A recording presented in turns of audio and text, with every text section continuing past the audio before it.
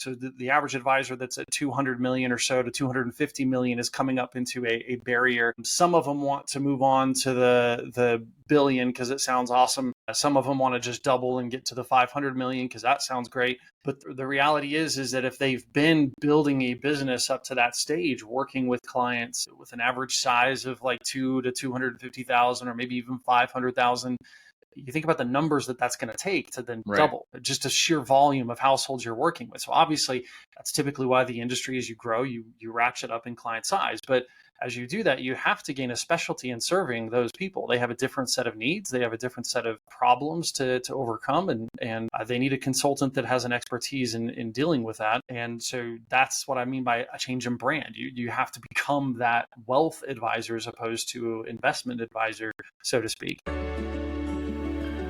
This is the Future Ready Advisor, a show about transforming your financial advisory practice.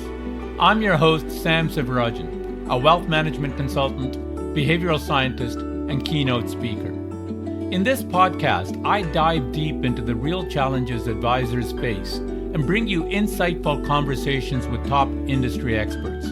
Together, we'll explore practical strategies grounded in behavioral science to help you better serve your clients, optimize your time, and build a future-ready practice. Hi, everyone. I'm your host, Sam Sivarajan. Welcome to today's episode of the Future Ready Advisor. Today, I'm joined by Matt Hicken, Senior Vice President at E.D.G.E Marketing. For over 2 decades, Matt has worked with financial advisors across North America, helping them break through the growth plateaus that every advisor eventually hits. Whether that's trying to crack their first $10 million, get unstuck at $100 million, or scale beyond $1 billion in AUM. Matt brings a blend of strategy and lived experience. Before joining E.D.G.E, he spent nearly 14 years as a licensed advisor, where he helped grow one advisory practice from $25 million to over $550 million in assets under management. Today, he uses that frontline experience, along with the proven systems and best practices E.D.G.E Marketing has refined since the 1970s, to coach advisory teams through the complex challenges of scaling and succession. Matt, welcome to the show. Yeah, thank you. I'm happy to be here. Delighted to have you. So, Matt, let's kick off with maybe you can share a bit of your story. You've been, as I said in the intro, you've been both in the trenches as an advisor and now work closely with many advisory teams. What was your own journey into wealth management and how did that evolve into the work you now do? Yeah, well, it's a great question. So to me, I'm one of those weird kids. At the age of 14, I decided I wanted to be a consultant, which is not usually the top job that 14-year-olds are thinking about. But I read a book as I was doing a book report for something for school, and I have no idea why I chose this book. And it was about a business consultant and just how he went about and approached things. And I thought, you know what, that sounds absolutely fascinating to me. In fact, I ask a question often when I'm doing interviews and stuff about, would you say you're more of a puzzle person or more of a map person? And I'm more of a puzzle person in that I see the whole picture and I'm looking for all the pieces to come in so that it turns into that end result. So I found E.D.G.E, when I was in my early 20s. I got hired on, thankfully, made it through the really tough time of 2001 to recession time period, and just kind of hung on, taught and coached advisors for about 5 years, traveling all over the country doing that. And then my wife and I wanted to move to the East Coast, and so we moved out there. One of my favorite advisor clients was out there, so I started working with him. And as you said, we went through a lot of different things, a firm change, adjusting to a fee-based business. So a lot of different aspects. And in that change, we went from 25 million in assets under management to over the 550 million. Wow. The whole time I was there, though, I looked at it a little bit differently than I think most do. And I think this is what really helped me kind of put together a lot of the systems and processes that we put together. And that was that I still looked at myself as a consultant, even though I was coming in every day and working with Rob and the team. It was still, I had to consult, which was awkward when I was sitting down with him and consulting him on what my pay should be and telling him, hey, you need to slow down how much you're paying me. Because as a business, that's not a good route to go. It's too much. But it's just how I've always viewed it. And then in 2020, with some family issues and things, and with all my family, my wife's family here in Utah, we moved back, and thankfully Bill let me come back. And so since 2020, I've been again traveling around the country, working with advisors and throughout North America. So which is a ton of fun. That's awesome. And I think it's a really nice characterization you put it about the consulting, even in the practice that you were in.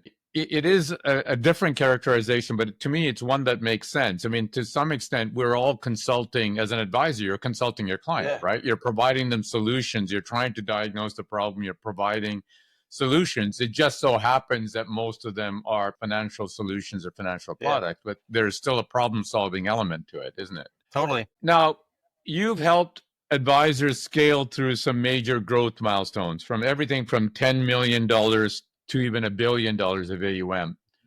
Can you identify or discuss some of the most common barriers or patterns you've seen at each stage, and what tends to separate the teams that can break through from that plateau? Yeah, so this is my passion. So I love this question because to me, one of the fascinating things is whenever I visit a team or I'm talking to a team and I'm trying to put together that puzzle, I'm looking for what are the changes needed, and I would say that's the biggest impediment. And you've probably seen this too, like this whole mentality and idea that I'm not going to make any changes, I'm going to keep rolling how I roll, but somehow everything is going to end up different.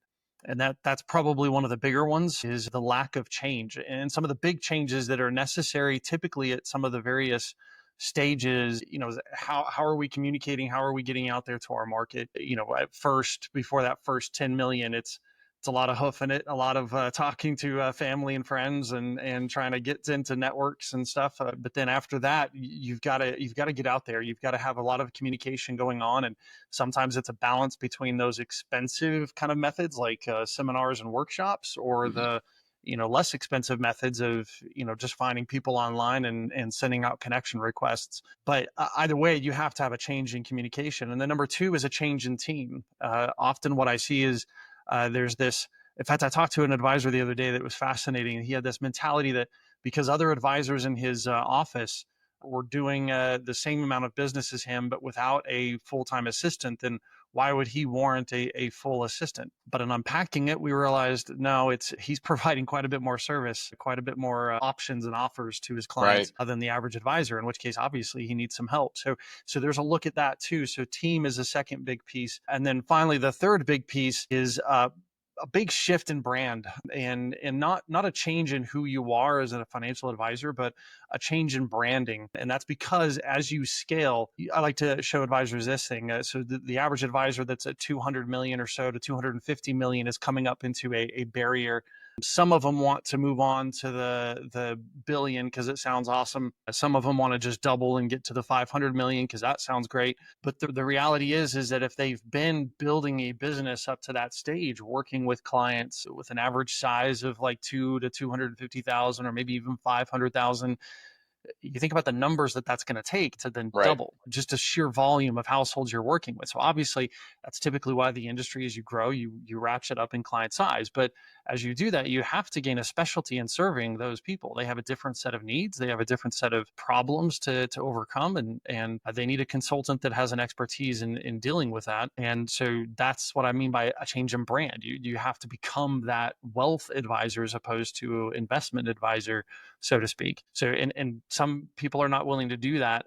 And then I do want to throw in this, and you've probably seen this a lot too, Sam. And this is there's a massive problem with comfort, right? Like when we get comfortable and don't have that like agitation to push through to the next level, we're stymied. I mean, any change or anything that needs to be done that's work is going to be pushed to the back burner because we're comfortable. And that's often what I see. That's why a lot of advisors reach that 200 to 250 million in assets level and then kind of stall out. And they talk a big game often. Some of them pass through it and do what it takes to move on, and others just, there's a good deal of comfort. I mean, you're a big producer at 250 million in assets. Right. So there's a lifestyle comfort, right?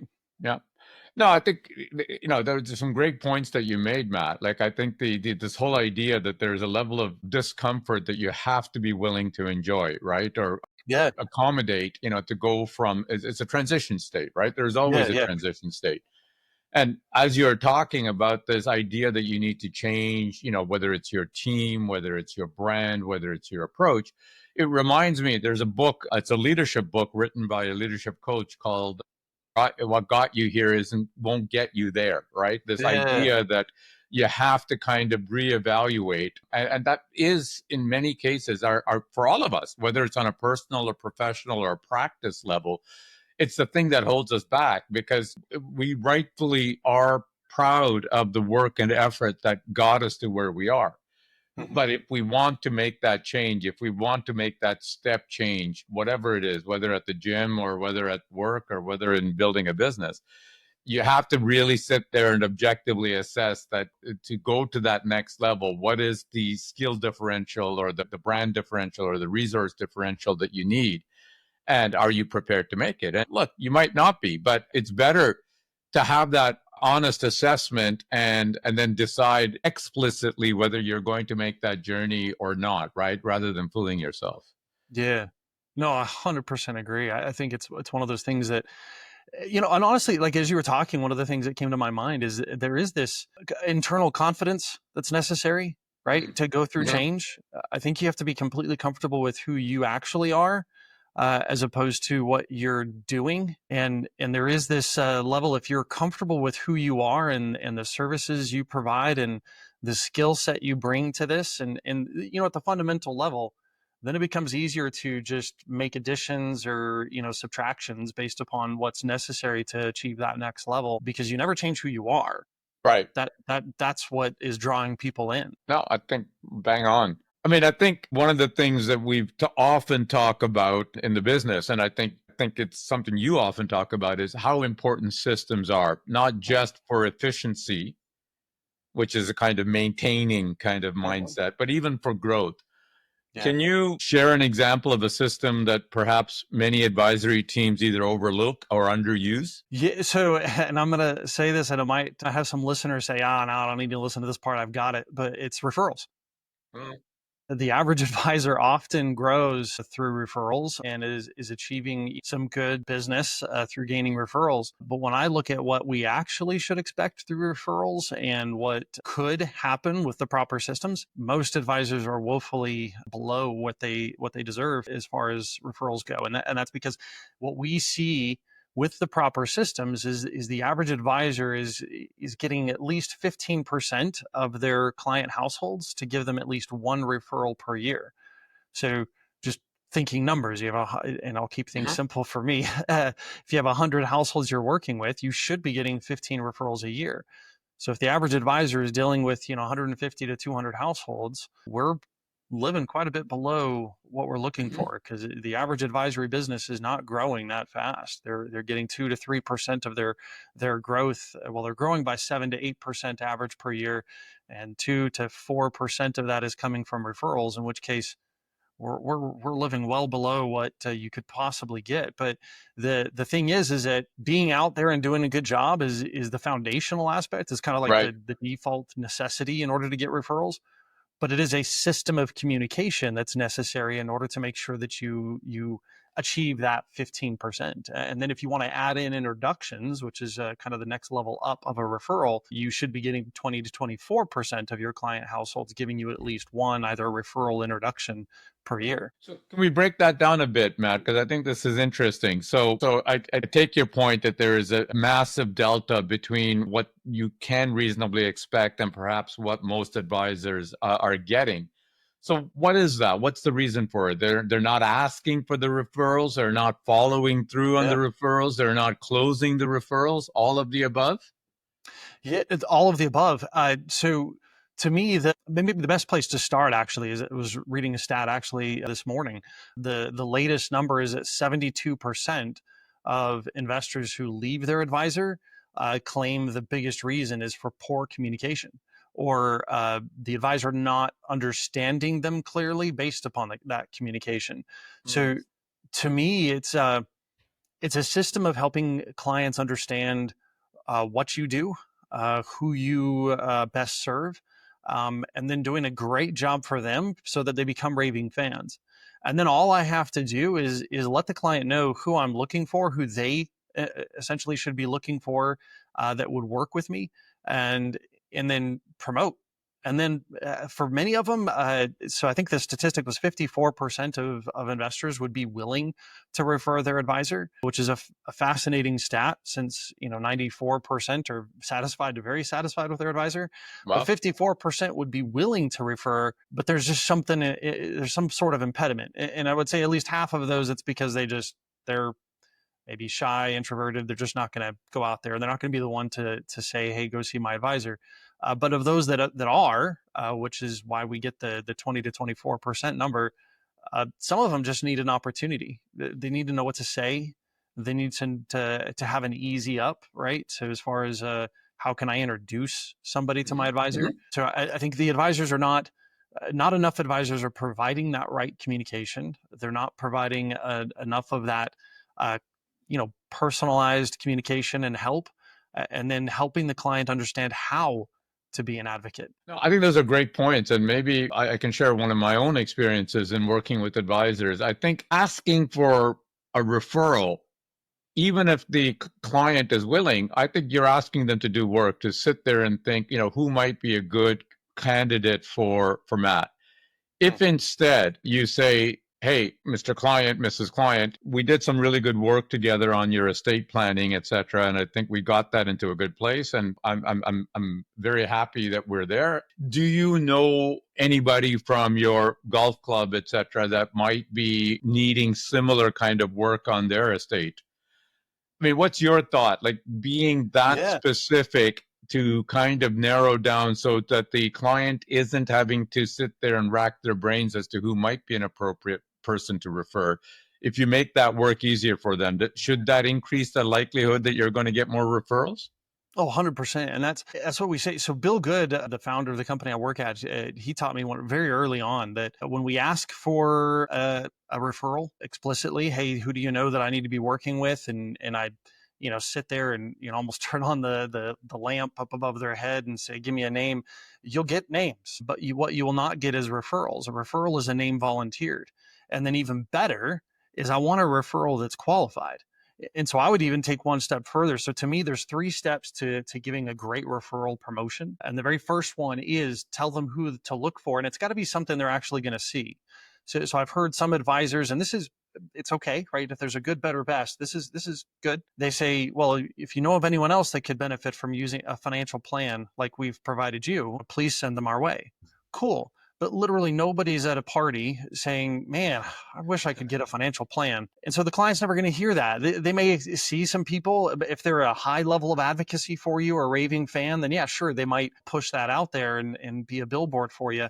But what I want to do is give them something specific to look for.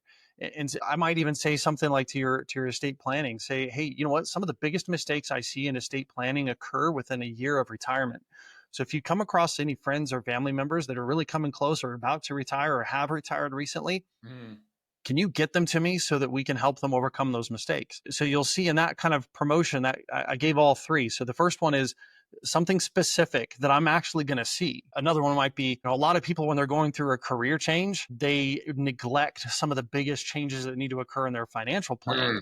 And that's where I can come in and help them avoid any problems that would occur there. So if you know of anyone that's going through a career change, get them to me so I can help them. That's something specific I can watch for. But then the second thing is I need to tell them why it's urgent that their friend or family member get to me. There's mistakes in estate strategy. There's mistakes in the financial plan. There's a potential for problems going out there. Or I might even in today's day and age say, hey, look, like if you're coming across anyone that's confused or frustrated with what's going on in the markets in the economy, what I've found is often it's because they're not hearing from their advisor like you hear from me. So if you come across anybody that expresses that, why don't you send them to me? I'd be happy to include them in my mailings, or I'd be happy to talk to them and help them understand what actually is going on. So I'm alleviating frustration, right? So that's the second thing is I'm giving them an urgency to this. And then the third is tell them how to introduce you, right? So I might even get specific. Why don't we go get a cup of coffee so they can meet me and decide from there if they want to work together? Or, hey, why don't you invite them to that next webinar or next seminar we're going to be hosting? But I'm going to give them an opportunity to introduce me. No, I love that. That's great. So continuing this idea of systems and process and the idea that you need to kind of change as you're growing and scaling. we've talked about the importance of process over personality when you're trying to build a scalable practice. And that might be a tough shift for some advisors because it's also a personal business, right? And if you've relied on personal relationships for growth, it might have made sense at an earlier stage of your book and your business. What advice do you give to those who are hitting capacity and might need to make that mindset shift? Yeah, so it's a great question. And honestly, there's a couple of parts to it that I think of. And the very first one is that, kind of like we've already talked about, I think you should never lose yourself as a financial advisor, but that's exactly why you need systems. Because the last thing I want any advisor to do is the stuff that absolutely none of us got into the advisory business to do, which is to manage team members or to write up SOPs, right? That none of us got into the business for that. So you shouldn't have to do that. In fact, the more you can set that up in advance or work with the team member to take that process or part of the systems over for you, the easier it is. Now, obviously, the $10 million advisor is not out there hiring an office manager, Right. and you just have to distinguish yourself as an office manager from, let's say 5 to 6 o'clock every day, and that's when you're running procedures or things like that. But it's the efficiencies, it's the processes that allow you to then be you. It's one of those weird things that the greater discipline you have, the greater processes and systems you have, the greater freedom you have, because you can always make more choices, but it's just you set up a line that you're going to stay within that is your line. Every advisor is unique. I'll talk to some advisors that, the systems and processes we set up allow them to run this way, and others are allowing them to run this way, and that's fine. So allow that personality to be there, but allow it to be there through the processes. And then the other thing I want to mention is that need for the proper team members. Again, no advisor I know of got in this business to be a manager of team. And this is often the problem that I see in the difference between the $500 million producer and the $1 billion producer is you're at a capacity level there where you're starting to hire the fourth, fifth, or sixth team member, depending upon whether or not you're at a firm or an RIA. And at that stage, management duties, HR, is taking a significant portion just because of the number of people. And so it's at that stage about where you need to be looking at having an operations manager or a administrative associate that's running those kinds of things. Often I would look to your service associate that's been with you for a long time. They're already pretty disciplined and understand you and your processes. And if they want to maybe pull or step up, then this would be a great method. But really kind of taking on that chief operations officer position. I know it's a highfalutin title for a small team, but it's what it is. And kind of take those things off the plate of the advisor so that they can focus in on just those things they want to do. Because it's often at that stage too that I start talking to advisors that they're hitting a bit of burnout. But when I talk to them about where that burnout is coming from, it's, compliance work, office management work, red tape. That's not the fun stuff. But if I can get you the time to just spend in front of prospective clients and existing clients by having this operations person or having the systems built appropriately, then, there's a rejuvenation of career. I had an advisor in West Virginia that we went through this a few years ago where he was taking a lot of time off. He would take some sabbaticals and just constantly hitting burnout. And now it's been 3 years straight. He's working fewer hours on a weekly basis, but he hasn't taken any huge breaks because he hasn't had the burnout, because we set in the systems and processes that allow him to be him. And he's experienced massive growth as far as assets under management just because of those systems and processes that we put into place, allowing him to focus on what he's really, really good at. No, I think to me, I've always believed that processes, it sounds boring to your point, but I think they make a difference. And it isn't about removing your personality. There isn't one process that is going to work for everybody. It's actually taking what you do and what works really well for you and putting it into a repeatable process so that you're not sitting there thinking that every time that you're opening up accounts for a client and you got to do documentation and paper, that you're reinventing the wheel, right? That you're sitting there saying, okay, what do I do first? What do I do second? If there is a systematic process that with the checklist, for example, that first this, then this, then this, etc., even that is saving so much amount of time. And it becomes, as you say, things like admin, things like compliance are unavoidable. But if you can systematize it through a process, if you can do it so that you have people that, if you're at the size where you can have people that are focused on that jobs, etc., it is eminently freeing and allowing you to focus on where your competitive advantage really lies, which presumably is in front of clients and helping them solve their problems. Yeah. Oh, totally. Well, and I think a lot of advisors that I'm talking to are taking those checklist processes, and certain checklists are, you can't program into a CRM as far as a task workflow or something like that. Certain checklists, others you can, and I think you need to work on that. But a lot of them are using AI to take some of their old checklists and programming it in to turn it into a flow chart. Because all of us do better with pictures. We never quite left that picture book stage. And so we do better with pictures as flowcharts. And you think about it as a new team member coming into the office and being told, okay, yeah, you're responsible for these set of processes and here's your flowcharts. That's all I have to do if I've done it right. Yep. Here's your flowcharts. Because now all they have to do is take that flowchart and follow it, like watch the pictures and do it. And maybe a couple of questions here and there, but that's honestly how most of us best learn is through reading and then doing the tactile aspect of it, and then talking and asking people questions. But totally it frees you to have that already written and down and in front of them, as opposed to having to sit down with every new team member and walk through it. 100%. So let's shift gears slightly, Matt. Let's talk now, instead of about growth, about succession. So it's a conversation that, at least I've found, and I'm sure you would agree, that many advisors delay or avoid altogether. From your experience, what does a healthy succession plan look like? And when should advisors actually start thinking about it? So to my mind, and I'd love to hear your thoughts too, just the when is now. I don't know where you're at in your career, but right now start, because it's exactly as you talk to your investor clients about, right? You sit down in front of them and they're in their 30s and they're just got that big promotion. They're starting that new job. They're going to do that initial deposit and they're thinking about a saving system.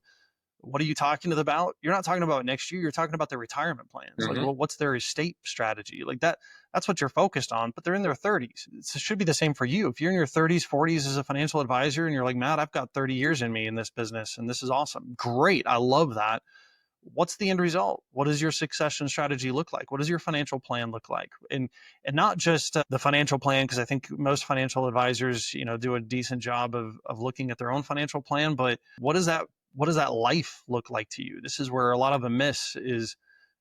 We all have this idea in our heads that we're going to work until we can't work anymore, and then we'll just kind of glide out. But I'm sorry, but we've already talked about that's a system and a process, which means you've got to think about it in advance. So to me, it's now. I don't know what you've seen, but wherever you're at, I think now. No, look, I couldn't agree more. I think the one phrase that kind of always resonates in my mind, there's a book or something that says, start with the end in mind. And so for me, I think that's a powerful way of thinking. So if you are even early in your career and thinking that somewhere down the road, you are going to want to sell this as a practice, as a business, well, I think you have to start with that end in mind, because I think in my experience, too many advisors have, for lack of a better word, a lifestyle business. It's great. They actually add value to their clients and they have a good lifestyle, et cetera, but there isn't really a business there that they can sell without them being part of it, right? Yep, exactly. And so, again, there's nothing wrong with that. But if your end in mind is going to be that you want to sell a business, then you need to make sure that there is a business to sell. So then you have to work backwards and think about, okay, who is going to take over my clients, my practice when I walk away, when I step away from this? What systems, what processes do I need in place so that the clients that we have succeeded in bringing on and their next generation, et cetera, that there is a brand and experience, a process that they can follow, et cetera.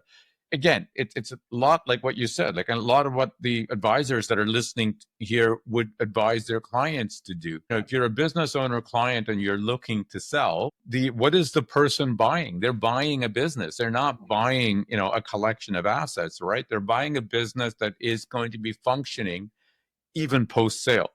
Yeah. And so I think this idea of succession plan, to your point, I think you need to have it clearly in mind. What is it that you want? I mean, are you trying to sell a business? You have to have in mind, what are you looking for? If there's a family member that you think is going to take over, et cetera, okay, that's an option. Mhm. If there is a junior advisor that you've got groomed, that's an option. But I've heard stories of people that have groomed a junior advisor, and just on the eve of taking over, et cetera, the junior advisor leaves for personal or other reasons, et cetera, Mhm. right? Yeah. So look, I think this, in my experience, and the succession planning is a conversation that always needs to happen, and it always needs to be evaluated. It's not that you're doing something every day, but you need to have the thoughts Oh to yeah. it. And I'll maybe share one more story about why you can't put it off. It's a rather unfortunate story. It's somebody I know really well, and as a business partner, and somebody I genuinely like, reached out to me in October or November of last year. He's a business owner, and he was looking for some advice and about getting succession and everything in order. And we started talking, and coming on to the holiday season, and I was away in January, and we'd agreed that we'd talk in February. And I'd asked him, could it wait until then? And he had said, yeah, it's no big deal. Well, anyways, when I tried to reach out in February, I didn't get anywhere. And then I found out that he had actually passed away in January. Oh And so he wasn't all that old. I mean, and this yeah. gentleman had built a very successful business, had, I think, off and on tried to get a succession in place, but clearly felt when we talked in October, November that it wasn't in place. But equally clearly, he felt that he had time. Yeah. And I think that's the one great unknown that none of us can predict is time on our side or not. So to me, that was unfortunately a very shocking reminder or awakening that, like, you can't put some of these things off because, Yeah. we don't dictate what's going to happen, right? I'll totally agree. And I've got a few of those. In fact, two of them where the successor, like the plan, the junior advisor that was the plan to take over, unfortunately passed away before succeeding the Right. aging advisor. And so it was this, of course, they didn't think they needed a plan because they were taking over. But unfortunately, that caused a lot of problems and a lot of issues. And fortunately, in one of the cases, the firm had put together somewhat of agreement, but unfortunately, that firm established agreement was essentially a form of handcuffs on the aging advisor to be able to serve those clients and take care of this junior advisor's portion of the Right. book. So it's definitely something that has to be evaluated. And to me, there are 5 key areas as far as the succession strategy that have to be looked at. And the very first one, I love that you made this point, and I've seen some of your other stuff where you've made this point several times. So I hope this is hitting home for the advisors that are listening to you and me and others. And that is, this is a business, right? You have to look at it as selling a business, in which case it can't be you, right? Or Mm-hmm. if you're going to leave, the business has to be able to exist. So that's number one, is start addressing that, because you need a team member that remains, that can help with the relationship side. Now, maybe, as you said, maybe that's the junior, and the junior stays on for 4 or 5 years. Usually takes 3 years for a good junior, if we started in the right way, to establish that trusted advisor identity, which they Right. have to create their own brand before they're able to do that. So that I would need that time frame. Maybe it's a kid. That one's a little bit tougher. Might take a little bit longer, just because they've maybe seen you grow up, and so now that you're still the kid that was running around the office, and so you gotta, again, push out the new expertise. But there has to be somebody there in the office, and preferably multiple somebodies, for the exact reasons we've been talking about, who the clients can depend on, they can look to as that trusted professional. So that's number one, is team. Number two, and this also has to do with that process, is there's a lot of advisors that are phenomenal at what they do on the investment side. They're the investment chooser. They're the ones that are Right. setting up the strategies and the processes and systems. And it's this complex mix of science and art, and they're absolutely brilliant at it. But there's no teaching anybody that art. And the science part, sure, but the art side, that's tough to find somebody that can replicate you. So, in your investment process, done this with a few teams, of sitting down and trying to look at, okay, let's take that art and try to systemize it as much as we can, or at the very least help me understand it so I can help your junior understand it. Because that's the other thing, is it's often hard for the lead advisor to teach the art side. They just do, right? So I just watch them do, and then I can teach. But we need to pass that on, because it can't be dependent on you. And I've had several advisors that we've worked with that, that whole process was too much. They were already, running into some thoughts of, I continue managing this because I like it, I'm good at it, but my true passion is sitting down with people and Right. starting to interfere. So we've got to discuss that. And maybe we could achieve the same end result by going through and outsourcing it to a manager that does it similarly. But either way, I need to have the investment side shored up. Number three, be a growing practice. A lot of advisors that I talk to feel like, especially if they are later in the career, and thinking, hey, I'm running a $3 million GDC book and this is a great book and I'll just hold this until the day I decide to exit and sell it and get my 1 to 3 times trailing 12. And that sounds awesome. But we all know that unfortunately a book that's not growing is shrinking. And when Right. somebody comes in and evaluates your book, which I've done several myself, and you can go to a lot of the sources and groups out there and ask them what they think. It's one of the things they're going to look at. Is this book growing or is it dying? And if it's dying, the value goes down. So be a growing book. So in other words, you have to have 3 to 4 operating marketing channels that are generating consistent leads. Preferably, those marketing channels include a network, which just means that organic growth that's coming out of the portfolio. So again, back to our referral conversation, maximize your referrals. That shows a significant valuable book for any purchaser. Next, and to me, this is kind of 2 reasons for this. And this is the systems and processes. And one reason is obviously if I'm purchasing a book that's operating smoothly, a lot of book purchases that I'm seeing are occurring over cities, purchasing advisors and over here and being purchased advisors over there. And what I want to know if I'm a purchasing advisor is, can this thing operate without me sitting there overseeing it day to day? Because I've got my own thing, right? So if I want to expand the people that want to buy, which obviously if I expand to that market, I can create a higher multiple and a higher demand for the value of my book, then I need to have them see that this thing runs itself. So having the systems and processes for that reason are good. And then the other side of it is, I've seen some valuations go and books be purchased strictly to get those systems and processes, the trademarked things that the advisor does, that the purchasing advisor had been trying to put together and saw this thing and said, hey, you know what, that's valuable to me. Right. So having the right systems and processes on how you do what you do could very well be the reason why they buy you. So the book is kind of a side benefit. So definitely having the systems and processes that are documented, that are followed, and that are demonstrably working is the big key piece there. So those are the big areas that I see that absolutely must be managed and monitored. I think those are great tips, Matt. And I agree with all of them. You mentioned when we talked a little bit that about marketing channels, et cetera, like having 3 or 4 in the tips that you're talking about operating at any time. And, the referrals being one. We live in a world right now where we've got social media, we've got internet.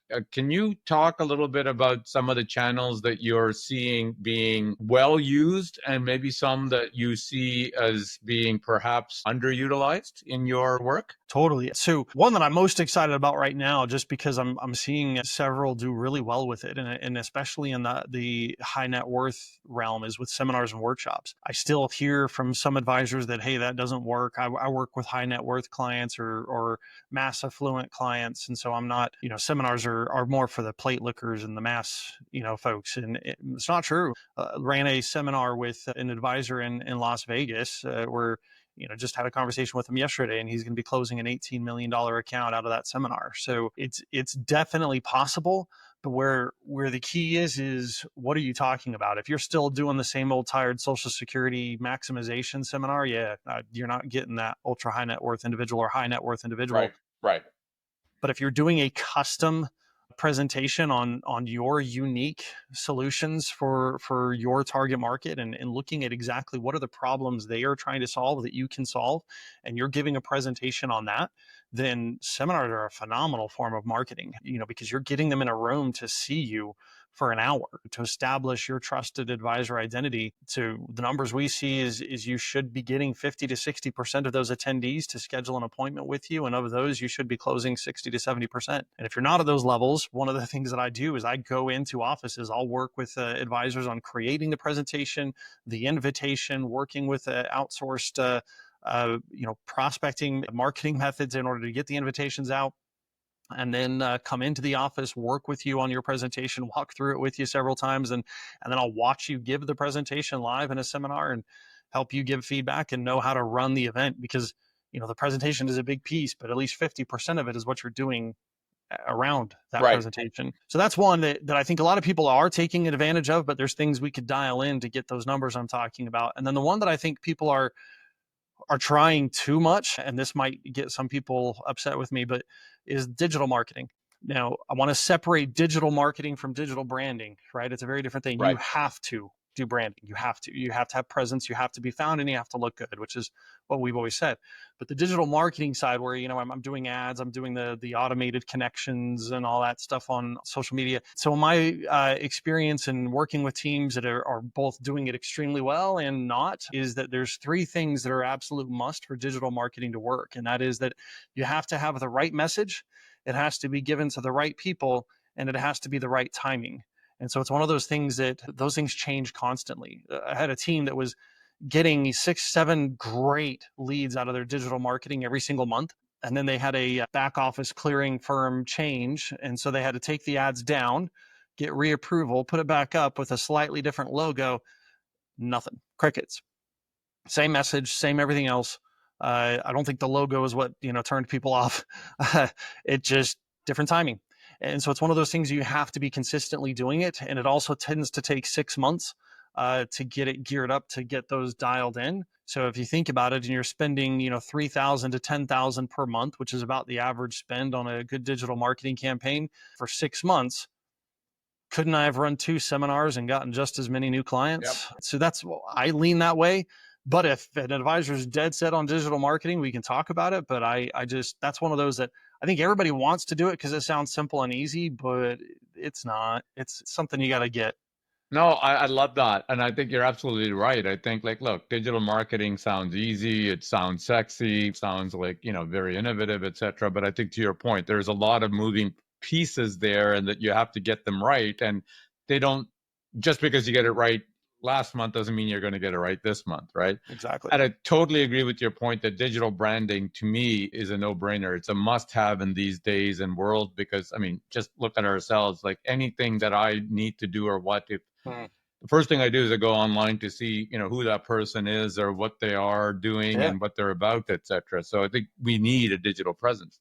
Totally. And I think your point about seminars, I think is, look, I'm old fashioned, but that's the way that I've seen the business work, and it does. And I was doing a workshop yesterday, and I was using the example of Costco, walking in, and those, the food testing and the samples that you get. Like, why does Costco do that? Why do others do it? It's a low cost, no commitment way of saying, okay, try this out. And it's not the same example, but that's what a seminar is, right? 100%. You're trying to get somebody to give you the time of day, to tell you all about their personal affairs and give you details, et cetera.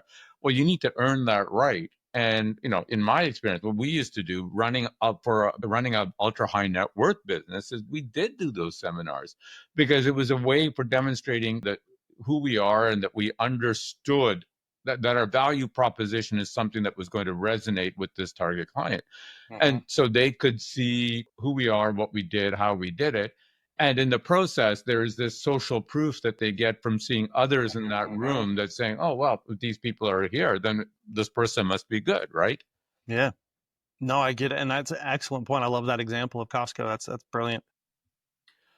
So we're in an industry that's always chasing growth for the reasons that you alluded to. Like, if you're looking to sell, like, if you're not growing, you're shrinking, and that makes sense, whether it's from inflation, whether it's from people taking money out for retirement expenses, et cetera. But I think we would both agree there's a difference between growth and sustainable growth. Yes. So what are some red flags that you have seen that a team is growing in a way that might not be sustainable? Well, so first and foremost, I think, all of us would look at it this way, but sometimes when we're looking at growth, we forget it. The whole point of this is for you to be able to sit down with an individual or family and help them achieve their financial objectives, and really, truly help as many people as we possibly can. So if we're failing on service, as Bill Good would say, if there's a hole at the other end of the bathtub, there is literally no point in continuing to fill it. You've got to provide great service. So usually when I see that occur where there's a significant loss of clients. And there's always a good excuse. I've talked to some teams that it was funny that, we don't lose many clients. I think we only lost 6 last year, but it was for these reasons. I'm like, you lost 6 people and wasn't to death. Like, death is really the only reason we should lose somebody. And then it's a sad thing, but like, you shouldn't be losing people out the back end, because if the average advisor is growing between 15 to 20 new households per year and you're losing 6, that's not sustainable growth. So the second thing that I look at, so your service models, are you doing great service? The second thing I look at is the team. Often I look at advisors that are they're all kinds of excited about growing and getting major things going on. It's one of those things that I think is funny, because I go to the advisors' offices and I tell them about the 12 different marketing channels, and they get all excited. Which is true. I get excited about it. I love marketing. But the reality is ultimately the average advisor / service team can handle between 30 to 40 new households per year. That's what I've seen kind of across the industry. You can tweak those numbers depending upon who's helping in the administrative side, how much is digitized, number of advisors per number of service associates, kind of a thing. Because if I have like 5 advisors in one service, that might be a little different of a number. But ultimately, if I'm looking at 30 to 40 households per year, and I'm running whatever, every campaign that comes at me because somebody proposed it, and I'm generating, good 20 to 30 leads per month and trying to close them, what I tend to see is we start stumbling over ourselves because we can't keep up. Like, that's just too large of a volume. So close ratios start to drop. Lead to appointment ratios start to drop. Service things start to drop. Mistakes start to occur. I start hearing of team member turnover more often because it's an unsustainable level of attempted growth. So to me, I'm shooting for that 30 to 40 households, and I'm going to look at each one of the areas of the 12 channels in order of ROI and hit them until I'm getting enough leads to get to that 30 to 40 new households. I'm not going beyond. Even if somebody walks into my office and says, hey, there's this advisor down in Texas that is a guaranteed method. It's what got him $1 billion in new assets, and it's this cool new thing, and he's selling his system, I'm not buying it, because I've already got my 30 to 40 new households per year. I'm sticking to what I have. And if one of those things starts to miss out, or a channel starts to drop, or a 2020 happens and I can no longer do seminars, and sure, I'll look at other options to replace, but don't go faster than you're able, I guess would be the key there. No, I think that's a very important point. I've seen it in all sorts of businesses, that it's one thing to try to grow the top line.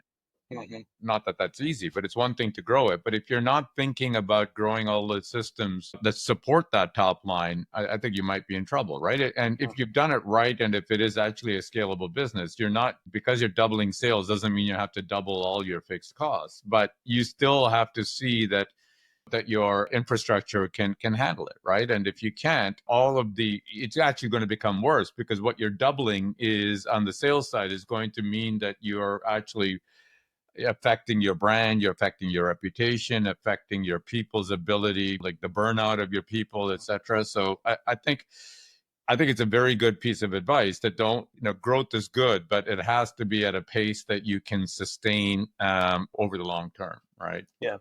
Yeah. And just another key on that too, there was an advisor that I helped with their seminars, and the seminars were great. And so they thought, oh, let's start doing this monthly, which I get. But the problem is that's now going to become your sole channel. And, I worked with an advisor that was his sole channel up into 2020.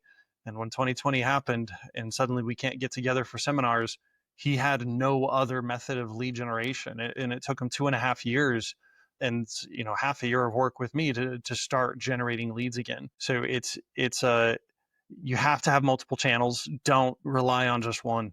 Well, I was thinking, as you were saying, we're in the business of advising our clients about the importance of portfolio diversification. I mean, It's not any different when you're talking about channels and, routes to market, right? Yes. So, Matt, we're coming to the end of our podcast. So I have a few final rapid fire questions for you that I ask all my guests.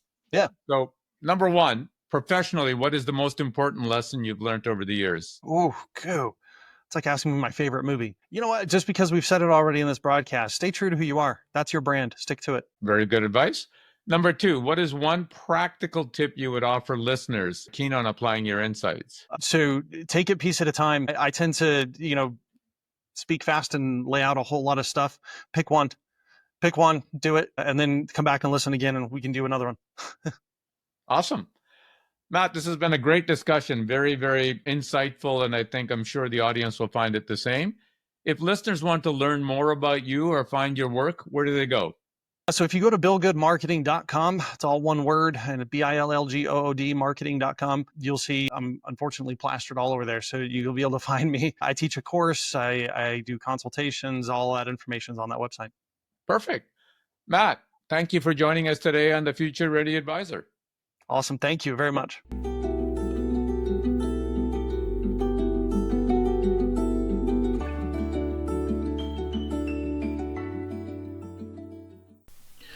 In this episode of the Future Ready Advisor, I spoke with Matt Hicken, Senior Vice President at Bill.Good Marketing, about the systems and mindset shifts that separate advisors who scale from those who plateau. Here are my 3 key takeaways. Number 1, what got you here won't get you there. Matt emphasized that growth requires fundamental changes in 3 areas: communication methods, team structure, and brand positioning. Advisors who cling to old approaches while expecting different results will hit inevitable walls. The comfort that comes with success often becomes the biggest barrier to the next level. Number 2, referrals are a system, not a favor. Most advisors dramatically underperform on referrals because they treat them as occasional asks rather than systematic processes. Matt's framework is brilliant. Tell clients specifically who to look for, explain why it's urgent their contact gets help, and make the introduction method crystal clear. The best referrals aren't requests. They're qualified names volunteered by engaged clients.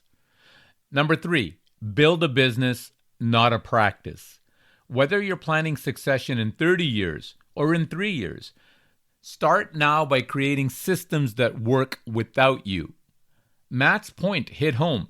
If your investment process is pure art that can't be taught, or if losing you means losing the business, you don't have something to sell.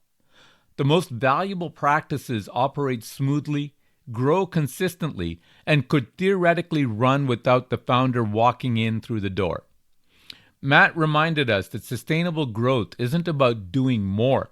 It's about doing the right things systematically, and that's where real scale happens.